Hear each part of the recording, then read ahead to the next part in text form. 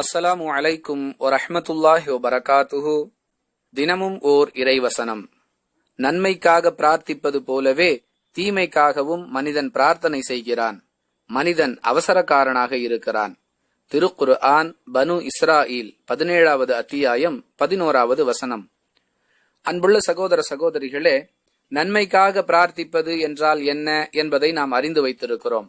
ஆனால் தீமைக்காகவும் மனிதன் பிரார்த்தனை செய்கிறான் என்று அல்லாஹ் இவ்வசனத்தில் கூறக்கூடிய வாசகத்தின் கருத்து என்னவென்றால், தான் செய்யக்கூடிய காரியத்தில் தனக்கு வெற்றி வேண்டும், அது தீமையாக இருந்தாலும் சரி என்ற மனோநிலையில் தீமையான காரியத்திலும் அல்லாஹ்விடம் உதவி கேட்பவனாக மனிதன் தன்னை மாற்றிக்கொள்கிறான்.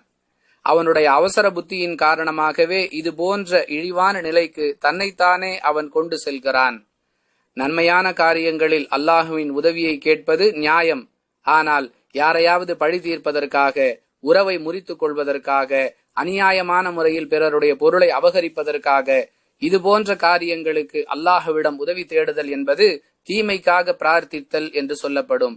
எனவே இது போன்ற காரியங்களை விட்டு விலக வேண்டும் என்று சொல்லக்கூடிய இஸ்லாம் இதற்காக பிரார்த்தனை செய்ய வேண்டும் என்பதை ஒருபோதும் அனுமதிக்காது.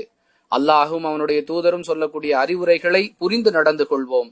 வாஹிரு தஅவானா அனில் ஹம்துலில்லாஹி ரப்பில் ஆலமீன். அஸ்ஸலாமு அலைக்கும் வரஹ்மத்துல்லாஹி வபரகாத்துஹு.